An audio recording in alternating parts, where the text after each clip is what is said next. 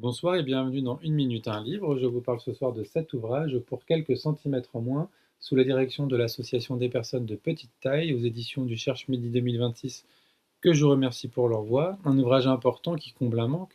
On peut lire déjà sur la première de couverture, près de 90% des personnes atteintes de nanisme naissent de parents de taille classique, explique Violette Vianney, présidente de l'association. Un ouvrage essentiel qui explique, présente, analyse, témoigne d'une réalité plurielle, un sujet invisibilisé, banalisé, caricaturé, le nanisme, ou plutôt l'énanisme, c'est-à-dire une diversité de situations, de réalités à la fois médicales et sociales. Alors pour citer le communiqué, un éclairage transversal et à 360 degrés sur les enjeux thérapeutiques, sociaux, juridiques, sociologiques et éthiques du nanisme, interrogeant le rapport au handicap, à la norme et à la différence. Alors l'ouvrage collectif ne cherche pas à moraliser son propos, l'idée est plutôt de fissurer les regards, discours, attitudes, stéréotypes, préjugés, nanophobes, validistes, handiphobes, et donc d'interroger les conséquences sociales et psychiques de ces comportements. La parole est donc donnée aux personnes concernées, expertes de leur propre vie et de leur trajectoire, mais également à des proches ou encore des professionnels pluriels de l'accompagnement ou d'autres champs d'ailleurs professionnels. Alors les témoignages convergent vers des réalités à conscientiser. Par exemple, le nanisme est perçu à travers le filtre du spectaculaire ou de la curiosité, précise Violette Vianney, qui ajoute les éléments de fascination, de rejet, d'amusement ou encore de malaise et d'inconfort. On pense également au manque de représentation, point sur lequel les professionnels des médias reviennent sur la question inclusive au-delà du creepwashing, et avec l'idée de dépasser l'image du freak show qu'on peut avoir et donc de la caution aussi comique.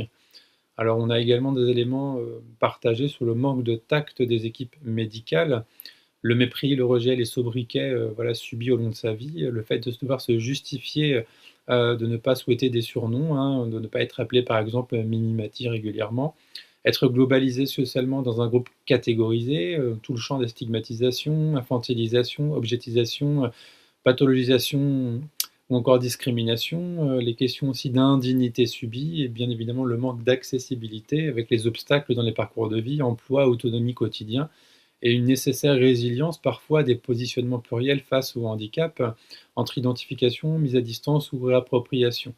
Alors d'où viennent les stéréotypes, les préjugés, les représentations figées, caricaturales et indignes? On a justement un rappel historique qui rappelle l'origine des mots et donc l'héritage aujourd'hui. Un héritage qui s'illustre également par l'intégration du stigmate et parfois par un auto-stéréotypage. Et également par une méconnaissance du sujet, souvent risé, non pris au sérieux. Sous couvert d'humour, les paroles, les violences et les micro-violences peuvent fuser. On a également, bien évidemment, ce trait-là par la fragilité, des fois, parfois politique, aussi sur cette question. On attend plus. Alors quand Violette évoque la location de nains, bien évidemment entre guillemets, pour les soirées privées, eh bien ça fait froid dans le dos. On peut être dans l'ignorance sur certains sujets, sur différents sujets. En revanche, de tels agisses dépassent cette logique de l'ignorance vers une réalité bien plus validiste ici, qui renvoie, comme tout système oppressif, au rapport de domination et de pouvoir. Alors on le rappelle, les discriminations sont encadrées par la loi, et dans nos sociétés dites validistes, sexistes, hétérosexistes, racistes, sanistes, etc., il est bien essentiel de le rappeler encore et encore.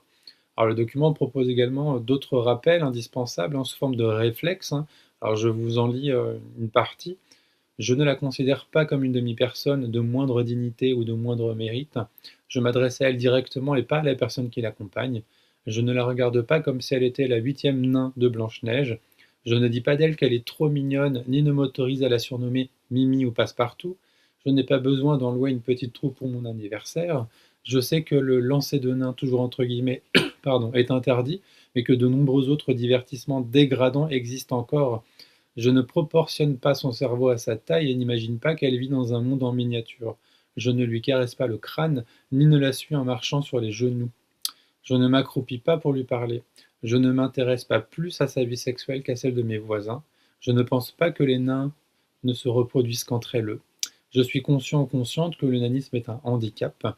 Je renonce au mot nain et je fais l'effort de dire 3 mots de plus pour l'appeler personne de petite taille. Et si je suis témoin d'un comportement humiliant et dégradant à son égard, je refuse d'en être complice, je m'y oppose ou le signale.